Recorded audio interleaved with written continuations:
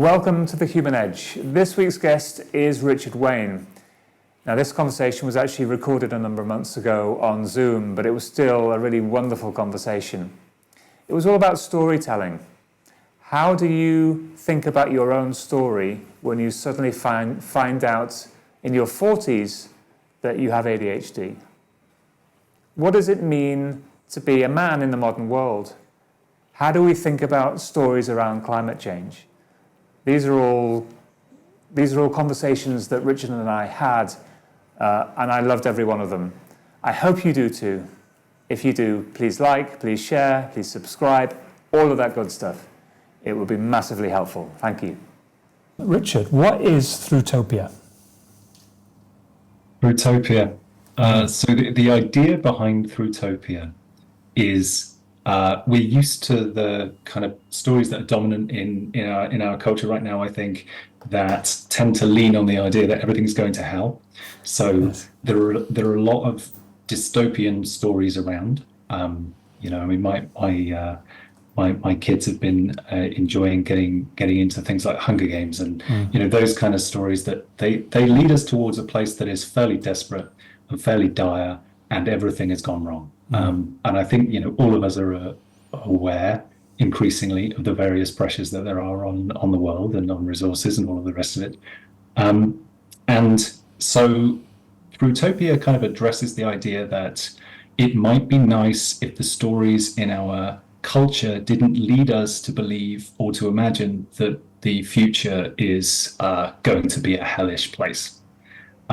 So we already have a counter to that, which is the idea of utopia. There aren't many stories that sort of entirely play out in a place that is perfect and wonderful. And I think where there are stories that kind of lean in that direction, they tend to feel unbelievable. So Fruitopia is about a real active route to a future that might be better than where we are now. So it's about stepping through, hence Fruitopia, stepping through from where we are now to a future that we might be proud and happy to leave to our grandchildren or to the generations that follow. That's sort of the idea of Fruitopia broadly. Is this is it a movement? Is that what you would call it? Is it something that you created or you are part of?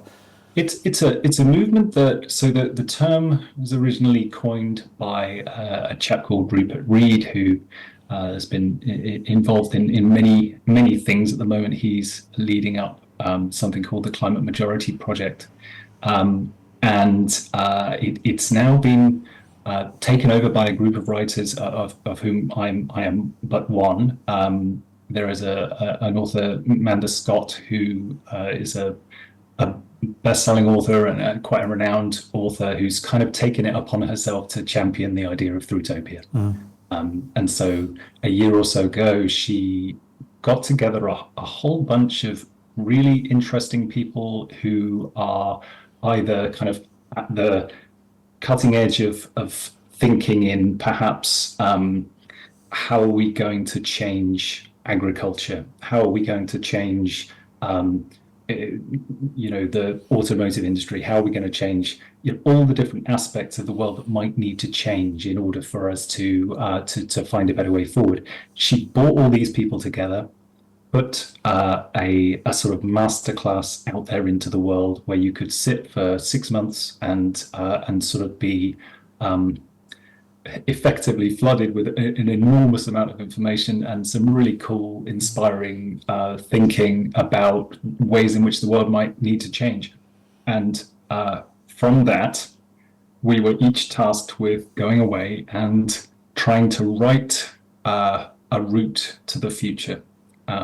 Trying to write a route to something that we might consider to be not only a better future, but a future that is more connected, more in touch with our sort of more natural tendencies, and not a kind of ecological future entirely, acknowledging that technology is a massive part of our future, whatever happens, but also understanding that we need to remember what used to work as well as what works now in finding a path forward. I'm imagining the writing. So we're imagining a future. So from that perspective, I'm assuming the writing is more on the fiction side than the non-fiction side. Is that right? Is my assumption correct on that? In effect, the writing is whatever the genre of writing an author or writer or poet has come into this movement from. That's where they remain. So there are plenty of people writing non-fiction who are effectively writing the stories of technological change, or writing the stories of how our thinking changes, how we approach different things in a new way. You know, agriculture being a big one of those. So that's part of it, is telling the stories that really are happening on the ground now and how they might change the situations that we find ourselves in. And another is, telling big stories about, or small stories in a big context about what the future might look like, and more importantly than that, what steps we might be able to take as individuals to get there. Because I think one of the things that I find from kind of another angle on the things that I do, the Positive Nature Network, where I'm working with businesses who are struggling to find routes to doing business better. One of the things that you find is that often people are just stuck with the question, well, what can I do?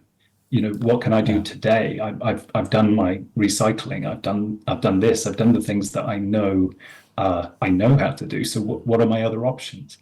And I think this kind of storytelling is there to sort of open up the idea that there are a lot of options, and that there are always many different routes that we can take to change something, and you know, to try and provide a sense of both a sort of hope and inspiration, but also actual practical ideas for how we might, you know, collectively make a difference in the world.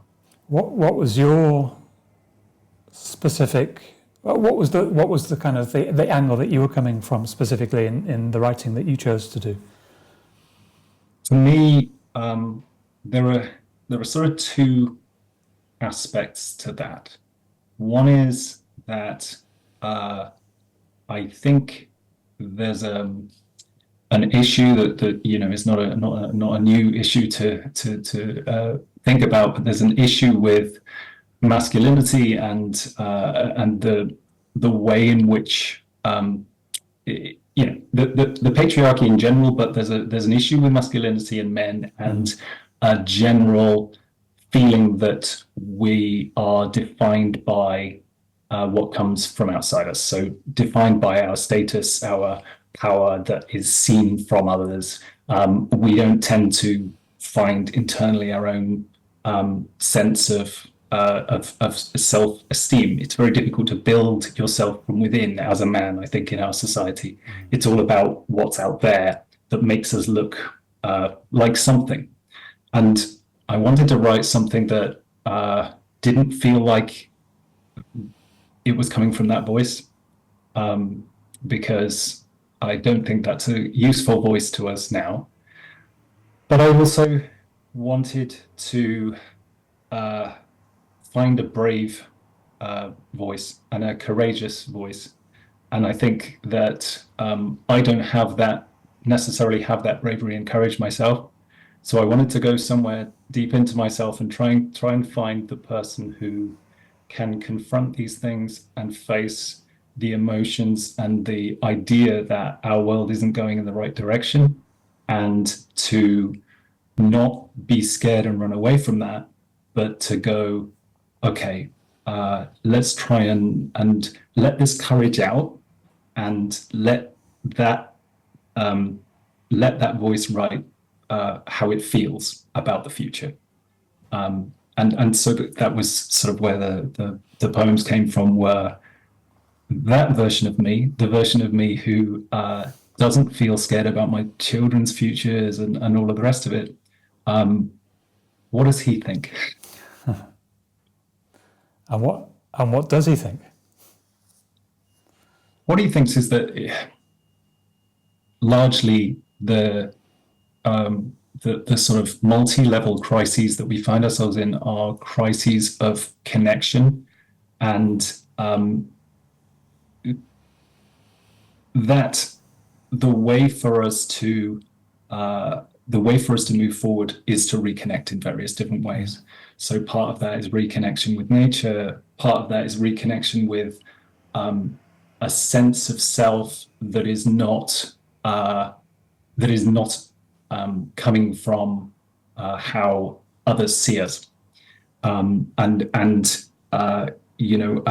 part of that is just reconnecting with the aspects of ourselves, our emotions, our vulnerabilities that, again, particularly I think from a male, I'm 45 years old, and in my life, I have had, I was brought up by really open, lovely parents. I've had a very kind of, I guess, relatively easy emotional ride, but at the same time, vulnerability, openness to expressing emotion, it doesn't come easy in men.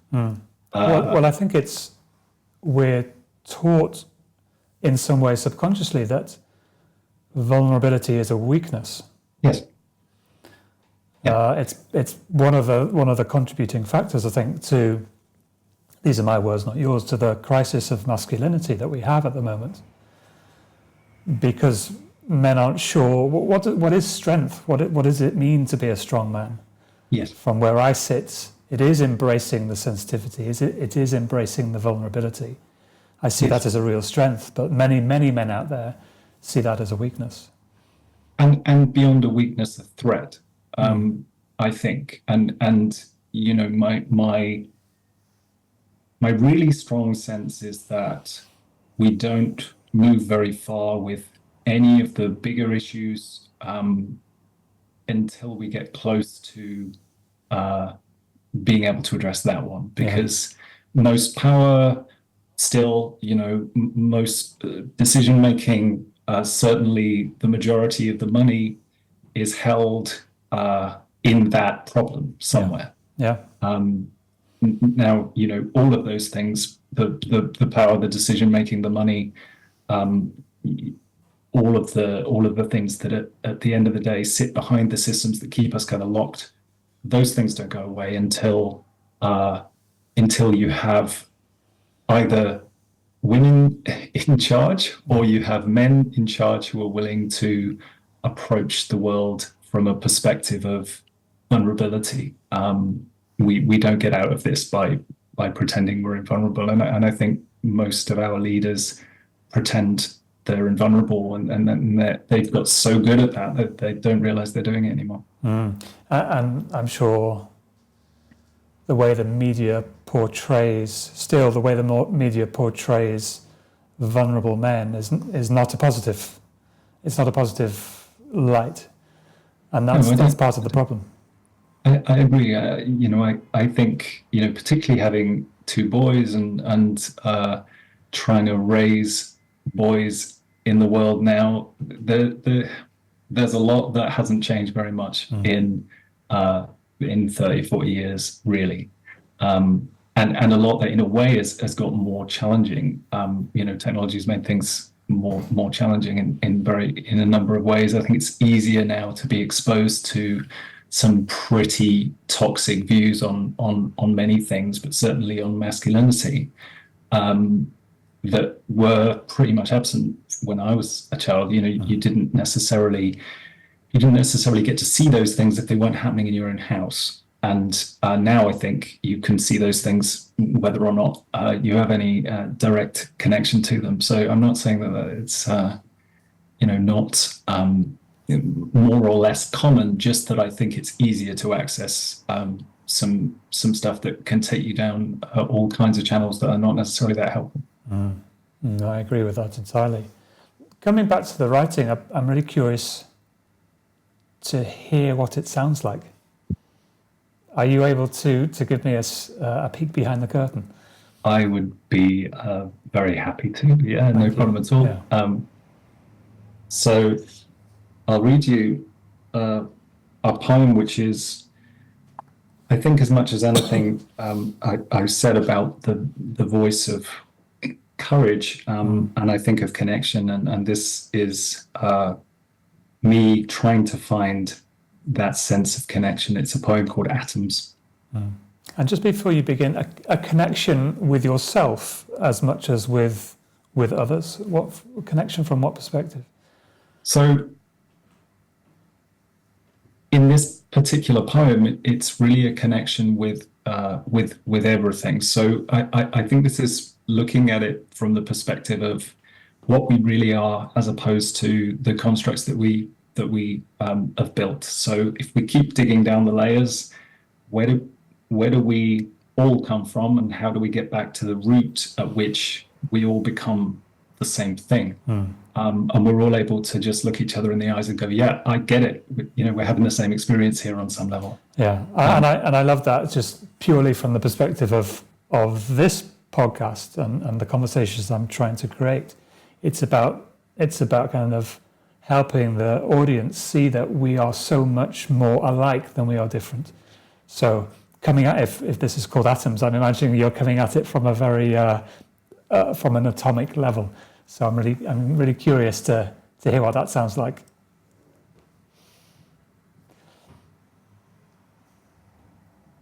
Each of us wakes in the morning, wakes up in a body alone, a flicker of consciousness burning, encased in our flesh and our bones, each one a collection of organs, in turn a collection of cells, each built from a billion atoms with a billion stories to tell. Some from the stars up above us, some built of sand and of stone. Inside every one of our bodies, a million dinosaurs roam. We're each made of Julius Caesar. We're each made of Emperor Chin. A little of William Shakespeare, a little of Anne Boleyn.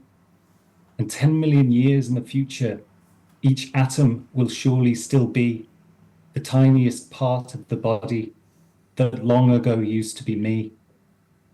New life will evolve from our ashes, composed of the memories lost, some made out of Britney Spears, some made out of David Frost, some made out of Marcus Rashford, and some out of Meghan Markle. And then your time will come again, another chance to sparkle as the atoms that were you are now in everything alive. You are everywhere at once. Every piece of you survives, not alone within your body, but out in the world and free. There is no way of knowing all the wonders that you'll be, future worlds that you'll discover, out of time and out of mind. Freed of consciousness and body, heaven knows what you will find when you fly beyond the mountains, beyond touch and taste and sight. You will transcend this mortal life before you say good night. Thank you. That was beautiful. Thank you. Yeah. It's always, there's nothing as kind of vulnerable, and also nothing as kind of amusingly British as the pause that happens after someone's read a poem out. It's a great thing. Yeah. There is something, thinking about vulnerability, there is something about the courage of vulnerability in putting something so personal out into the world. Has your relationship with that piece of work and the kind of the body work of poetry, has that changed over the months or the years since it was created? Yes, I would certainly say that initially when I started writing, before becoming part of the Throughtopia group and first trying to sort of find a voice in myself, mostly I was trying to find a way of interpreting my own experiences and trying to find a way of understanding who I was, and also trying to almost unearth the kind of small t traumas that had had occurred in my life that might have shaped my thinking in some way. So it was almost like a self-therapeutic kind of exercise, and to an extent, a successful one. And I think latterly, I'm sort of more interested in what the potential impact of the words might be, if you see what I mean. So it's a little bit less about my journey, and a little bit more about trying to find stories and ideas and ways into the poem that are connecting, and as I said before, that are about shared experience, and all of that still comes from the place of, well, you write what you know, and I think most people write largely from their own experience, even when they're writing fiction. But certainly, I think I'm very much proud of the book and the words. I think my response to it is, often when I read things back, I can't remember the experience of writing them, and I didn't necessarily feel. There's often a kind of flow that I get into when I'm writing, and I don't really understand it, so I can't really explain how that happens. And then when I've finished, I can't necessarily remember the process of writing, so it becomes something that really feels it isn't mine. Yeah. I don't think I've explained that particularly well, but I think that is the main feeling about anything that has gone out into the world, is it isn't mine anymore. It's interesting. I take a lot from the world of elite sport, and you hear sports people talking about being in the zone, and for me, being in the zone is the same as being in a flow state. Yeah. It's not something you can engineer. I think you can probably engineer the environment in which you're more likely to be in a flow state. But actually, as to getting in that state, it kind of happens organically. A friend of mine asked me a really interesting question about my wife's writing. She said, did it come from inside her, or did it come from some place outside of her? And I asked her that question, and not surprisingly, she couldn't answer it. I imagine your answer would be the same. Yeah. So I wouldn't characterize it as having come from inside or outside, but I would perhaps, it sounds a bit grandiose. I felt in writing this book, and I felt whenever I've written in that flow state, I've always felt like a conduit to something rather than an active participant in the writing. It feels like it's coming out of the pen rather than that it's coming out of my brain, if you see what I mean. Yeah. So in a way, I guess it feels like it's sort of coming from outside, but at the same time, I don't know, as you just said, I don't know how to get into that state. It happens when it wants to, which again feels like an external thing, but I think that's probably just a lazy answer to. I'm sure I've read many things about how you can get into a flow state more easily, and tried many and never found anything satisfactory to allow me to do so. Yeah, there is something comforting about that answer, though, because we're all looking for solutions all the time. How do I do this more effectively? How can I create in a way that I haven't created before? But there aren't any answers. No. And there's something comforting in that, I think, for all of us. I think so. I think that's very, very true. And at the same time, that can be sort of alarming from the perspective that we've worked with a lot of business coaches, for example, within my marketing agency, View Online, and we have a different experience with each consultant that we work with, and they have a different set of ideas about how to take things forward, and they're all certain that theirs is the right approach. And that kind of experience always gets me thinking, it's about time, and it's about luck, and it's about a specific set of skills and circumstances intertwining at a particular moment in time, and there are a lot of things that you can learn, and there are a lot of things that you can do better, and there's very much to be said for reading and trying to improve, but so much of the good stuff just happens, and I do believe that is most people's experience. It's certainly mine, that there's a sense of narrative that we gain from the fact that our entire lives are sort of, I have been reading, watching, enjoying extraordinary storytelling for my entire life.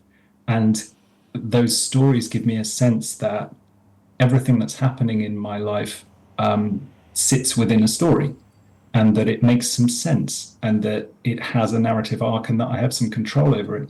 And I'm less and less sure about that. As time goes by, I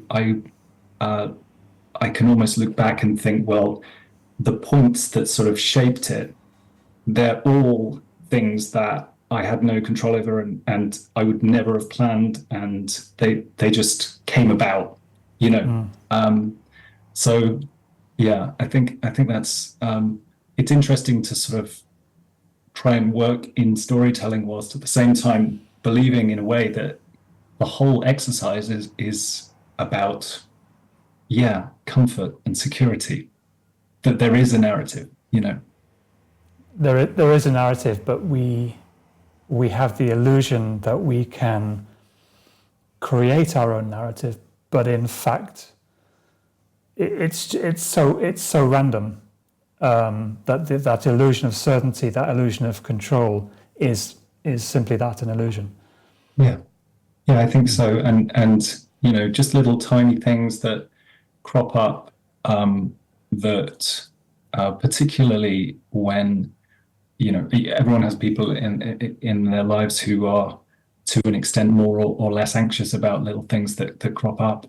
I was having a conversation earlier on today, and my mum had got herself into a situation where she thinks that someone might have spent some money on her credit card, and it's a very stressful situation. It's a really kind of it'll dominate her day, and it'll make a huge difference to her story of what today was. And when you're outside it, you see it for what it is, and it seems very small, and it has no emotional weight, and it has no significance in the telling of that story, the telling of my mum's story. But those little things just shape the way you think, and they come, so regularly, and they shape your interactions with other people.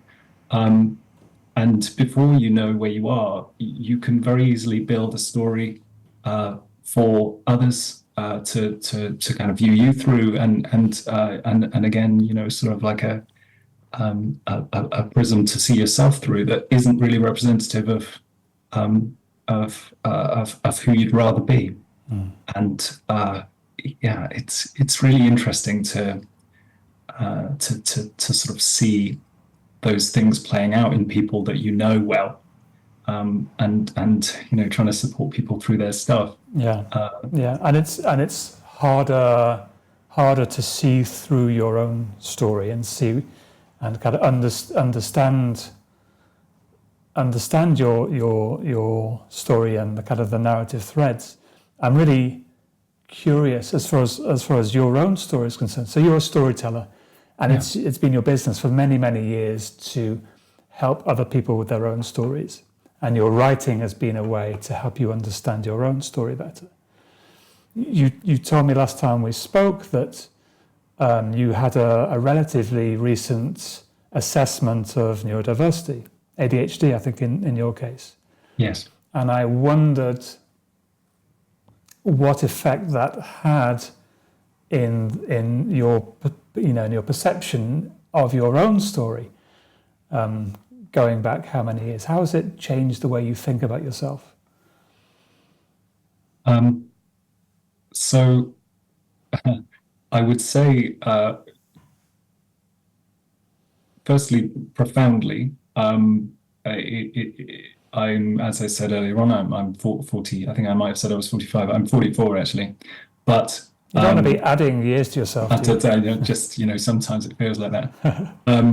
So I have a good kind of measure of the way that I've behaved over the course of the last 20, 26, 27 years, because I've been in a relationship with my wife for that period of time. And she's always known me as someone who didn't have ADHD. And now she knows me as someone who does. And both through my own eyes and through hers, many of the interactions that I've had, many of the choices that I've made, many of the kind of obvious pitfalls of living a life with ADHD, it's shaped who I am almost entirely. And up until 6 months, a year ago, I had absolutely no idea that was a factor in my life. So the first month or so after kind of coming to terms with the idea, I really felt like it was a deconstruction of my identity. I really felt like I was taking myself apart brick by brick, because I was looking at every misstep, every poor decision, every decision I was making in the moment, everything through a lens of, oh, hang on, I have this challenge, and now I'm recognizing it and seeing how my brain is taking me. I find that so hard, because it really pointed out at that stage everything I was doing was an ADHD decision. Did you find yourself then second guessing every decision that you were making? Yeah. So I found myself not only second guessing, but beyond that, I found myself trying to make, justifying the opposite decision on the basis that it would be a better decision because it wasn't the decision that I would make through that lens. Yeah. Sounds like an exhausting period of time for you. Yeah, I off the bat, actually, funnily enough, not long after having got the book out into the world, I really had a bit of a crash in terms of just not understanding how to process what I had in front of me. I felt like I had been on a journey for several years, finding out a lot about myself, finding out a lot about how better to be a father and a husband, and how to run a business better, and how to just try and make the most of who I was. And I felt very comfortable with all of that. And actually, it sort of turns out that I was participating in that activity in a way that I hadn't understood. And when I look at it now, I can see all the ways in which the way my brain wants to work, it changed my ability to do those things, or put me on a path that made no real sense. And yeah, so that's been a real challenge. But I think now I have a little bit of space from it. I don't judge myself against it, and I feel really quite relaxed about the fact that I need to work differently from many people. I need to allow myself time and space. For example, today I have a meeting first thing. I have a podcast recording with yourself. I have a meeting last thing in the day. 3 significant kind of drains, and not drains, but they take social energy. And I can't do more than 3 of those things in a day. because I'll be useless to anyone. So I have to really space my day. I have to think about what I'm doing in between. I have to make sure that I'm being really conscious of when I'm eating and these things, because it's very easy for me not to eat in a day. That's a frequent issue that I have. Richard, is this a kind of a post-assessment or post-diagnosis way of being? Because I imagine diagnosis or no diagnosis, this would have been your way of being anyway. So my way of being has always involved a lot of what I guess are compensations for for a set of behaviors that don't really fit. I've always felt, especially in the workplace, I've always felt like I'm not sure I'm built to do this way. A 9 to 5 kind of setup just doesn't work. My brain is done by sometimes by 11 o'clock on a Monday, and then I can't work out why that is, and then it's always been, I think, a bit beyond me to understand how other people just so effortlessly seem to do it. Maybe they don't. Maybe they don't. But my perception is that all of these people just seem to be getting on with it, and yet I'm somehow not in that framework. Now, I think I wouldn't be running a business if it wasn't for the way that I think. I wouldn't have written a book if it wasn't for the way that I think. I wouldn't be speaking to you now. There are so many things that I would never have engaged in that have come largely out of a way of thinking that takes me down rabbit holes and allows me to be curious and gives me time around things that don't make sense. They're not necessarily target driven. They're not necessarily the right thing to be doing in this moment. They're mainly feel, they're like, this way feels like the right way, so let's let ourselves go that way, and then when the energy's gone from that way, let's let ourselves go that way. And so much of that feels like it's counter to the certainly the kind of standard idea of what it should be to run a business, or there is a lot of structure that's placed around the kind of disciplines of doing things right, and I struggle. All of that is just not me. I need to do things in the way that my brain wants to do them, and I'm completely comfortable with that at this point. But I've struggled with it for a long time before it was even an idea that ADHD might be. I hadn't thought about it at all as a possibility. All I'd thought about was that there are some things that I'm not built to do, and so I really need other people to do them for me, and I'd better be in charge of a business so that I can get them to. I think this is probably going to be really comforting to a lot of people, ADHD or no ADHD, which is that we're all kind of laboring under the illusion and misapprehension that there is the right way to do anything. Yes. And certainly as a business owner, I should be doing this or I should be doing that. Maybe what this has taught you is that there is no should, there is no right way of doing it. There's only your way of doing it. And as you said, if you're building a business, you need to have people around you that can do the things that you're not very good at.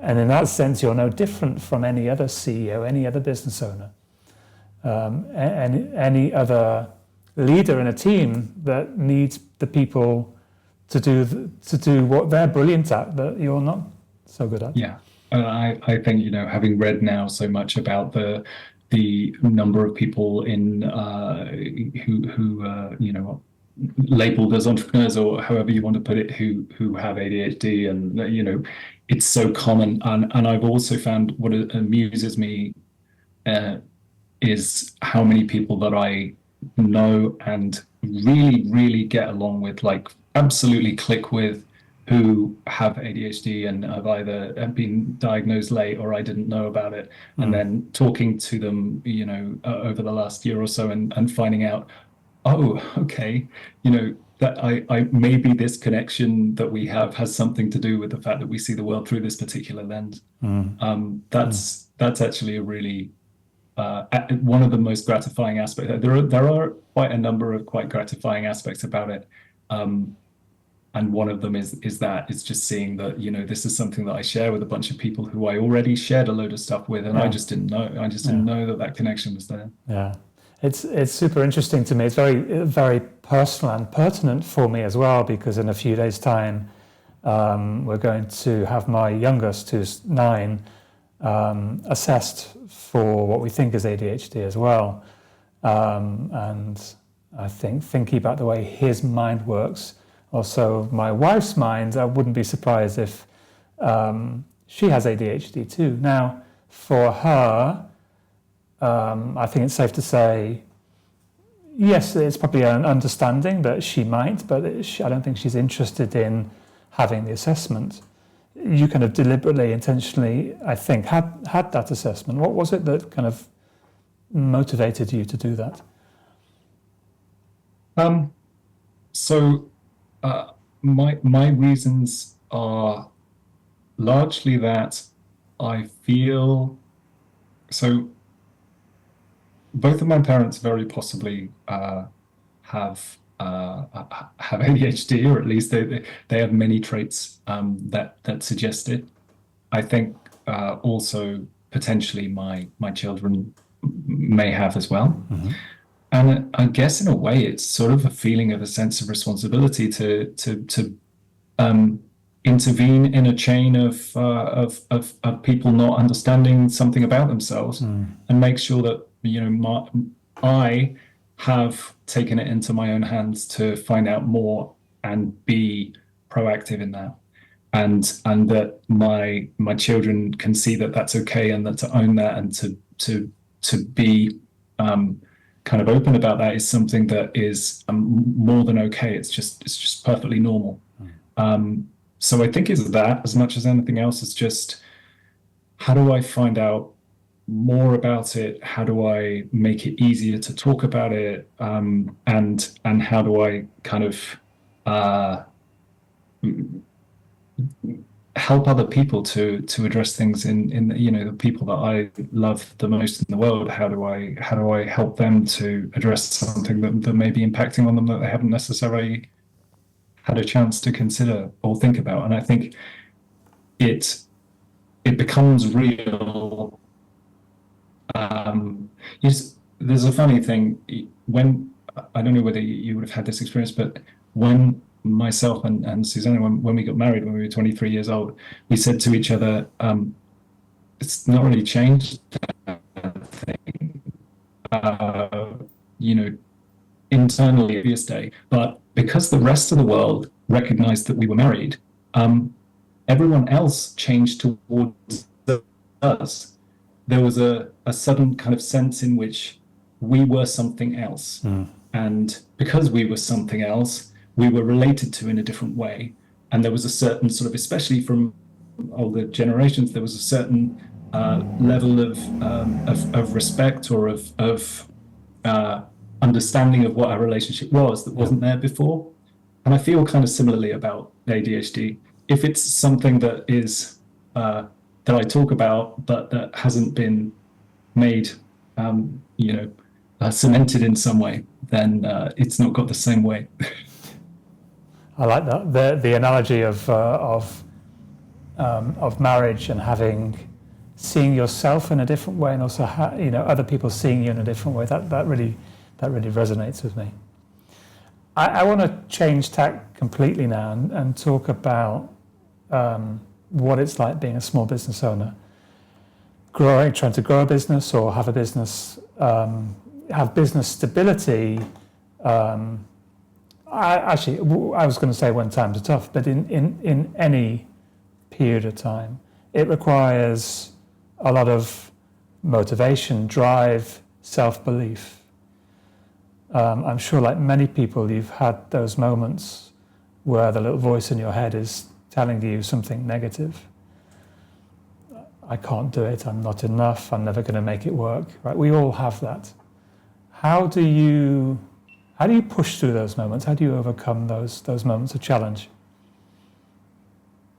So the really short answer is I have a business partner, and that really helps, because we both have those moments, probably more frequently than either of us would like to admit, but we do admit them to each other.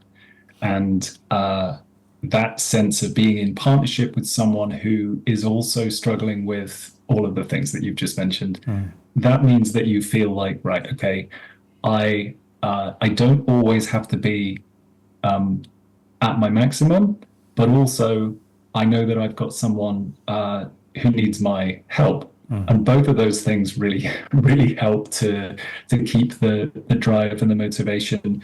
I wouldn't describe myself as a driven, motivated. I wouldn't use those words to describe myself. But at the same time, I have a lot of responsibilities that I really enjoy leaning into, and that's largely because of the people that are around me and the enjoyment that comes from just spending time trying to do good things with them. We've spent a big chunk of the last year trying to turn the digital agency into a B Corp, and there's a lot of change and thought and work that goes into that, and we've just got the certification through yesterday, and those kind of things. Thank you. Those kind of things, they feel like they're just in one way, it's just another milestone, but in another way, it's an indicator of the fact that it's possible to change something. It's possible to have higher aspirations for something. It's possible to do it better and to try and motivate each other to do better, and to kind of have that sense of how do we make this little community of view into something that everyone kind of has an equal sense of desire to push forward, and something like B Corp helps us to see that actually the way to do that eventually is to change the way that we view the ownership of the business, and to open it up and to embrace employee ownership, and to really kind of turn the whole thing on its head. And I think when we talk about the bigger problems and what we were talking about at the start of the conversation, and how do we change systems, I think when we're in a position running a small business, doing anything, how can we change the systems within which we are participating? How can we change it at the level that we're at? And so I think if there is something that maintains that motivation and drive, it's that I'm sort of privileged to be in a position of being able to change a tiny thing, and so I'm going to do my damnedest to change that tiny thing as much as I possibly can, And thankfully, I'm working with some brilliant people, and with Don, my business partner, who is as keen as I am to try and do things a little bit differently. So. It sounds like, having just kind of distilling everything you said, having a vision that's kind of greater than yourself, to which you can connect and to which your people can connect. And there's also that kind of those relationships that you have with your business partner and the people that work for you. Those are the things that are motivating you most to keep going, to keep growing, to keep striving for more, for better. Yeah, I think so. I think it's always felt like it's a mechanism for connection, right? And so as long as you're looking at it that way, then there's something much more straightforward about it in my head. So we have to build connections with our clients. We have to have relationships with them that really are positive and that help them to do something positive in the world. And then we have to have relationships with our suppliers that are similar. We how do we make those relationships better? How do we ensure that those suppliers enjoy working with us when they work with us? If we can ensure that everyone within the organization and that we're serving and that serves us is having fun doing that, then that's great, isn't it? You know, that's brilliant. And actually, the reality is that so much of business and so much of people's desire or otherwise to spend money on anything is dependent on a sense of connection and of the relationship being right. And I think that there's a lot of hope in that if we lean into it, you know, that actually the realization is that, oh yeah, because the important thing is the relationship, right? It's not actually about the money. The money's just a mechanism that we've dreamt up to kind of fuel that connection. That I think is, that's sort of the core of it for us. We're still at proper making, you know, we got to do what we got to do. Yeah, you've got to make money. I interviewed Penny Power a few weeks ago, and one of her mantras is business is personal. And it comes back to, I kind of like how we're almost coming full circle to your poem. It's a atom, right? It's about connection. And we are, I've said this before, I'll say it again, we are more connected than ever before in some ways, digitally in terms of social media, but much more disconnected than ever before as well. And so I love how the focus of your work in all aspects is about connection. Coming back to self-belief, you said something to me a while ago which was really curious, which is that you've had friends succeed in the music industry. Yeah. And you have learned a lot from their stories. Can you talk a little bit about that, what that means? Yeah. Yeah, very much so. So when I was 17, 18 years old, I bumped into, I met a guy called Gabriel Stebbing who he just showed up at I think it was the final year of my A-levels, and he was in my form or something, and he was new, and I sort of sidled over and said hi, and we got talking about music almost immediately, and very quickly we started sort of going over to each other's house and jamming a little bit, and before we knew where we were starting a band in our school down in Totnes in Devon. And we were okay, you know. We were competent for a young band. We found the best guitarist that we could in the school, and we found the best drummer that we could in the school. And he was a young guy called Joe Mount, and the guitarist was a guy called James Hall. And they're all very, very talented musicians. Now, all of us at that point, we kind of had this dream of, you know, we're going to go on and be this proper big band in the world, and that was what we wanted. I very quickly fell in love with someone and had a different vision of what my future was going to be, and I played that out, and now I'm married to her, and that's a very lovely thing. The other three guys, all of them pursued music to one extent or another. They all ended up playing on the Glastonbury pyramid stage, I think, at one point or another in their musical careers. Now, Joe, who was the drummer in the band, he went on to start a band a few years later called Metronomy.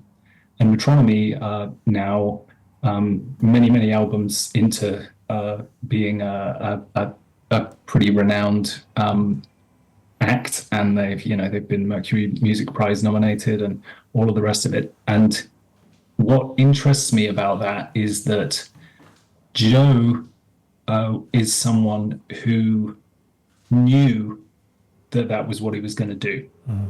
He didn't dream about it. He just knew that was what he was going to do. So he knew it straight away. and he did all the work he needed to do in order to ensure that it would happen. At no point thinking anything other than that it would happen. He just did it. And of course, there's a lot more going on inside someone than that. But at the same time, it really struck me that the state of mind is there, that if you do want to do something and you want to do it from an early enough age, and you have that sense of inner belief that you can do anything, that there is no don't be careful about going into the music industry because of this, that, and the other. Be careful about writing because it's really difficult to do. All of these stories that you hear about creative paths to making a living. And Richard, you said if at an early enough age, I think that for me at any age, right? If you this for me is completely new. I've come to it in my 49th, 50th year, and actually, I love it. This is what I want to do. Yeah. And so, I'm definitely young enough. Yeah. Well, I wrote this, in my 42nd year, I guess. Yeah. And I feel like. But I feel like that is a journey of confidence for me. I certainly feel like fluctuating confidence is one of the things that I would say is one of the most, going back to the ADHD part of the conversation, it's one of the things that I find I've let myself off the hook with now. Knowing about ADHD and some of the ways in which you can play with your confidence. I feel much more relaxed about the fact that sometimes my confidence ebbs, and I can see that that's part of the journey that I have. But it's always been a challenge to maintain confidence for long periods of time, because my mind really wants to just flit off and do something else, and there's a lot of fun and excitement and energy in the next shiny thing. Yeah. But also I'm not any good at the next shiny thing yet because I've never done it before. So that is, it's a perpetual challenge. Yeah. So Richard, thanks so much for the conversation. I've had a lot of fun today. I really appreciate how kind of open and honest you've been about topics that are quite personal to you as well, like your ADHD and your diversity. So yeah, I really appreciate it. Thank you. That's okay. It's been a real pleasure. And I appreciate having the chance to come and speak to you today. And thanks for a fantastic load of questions. It's been an enjoyable conversation, very much so. Thank you. Thanks.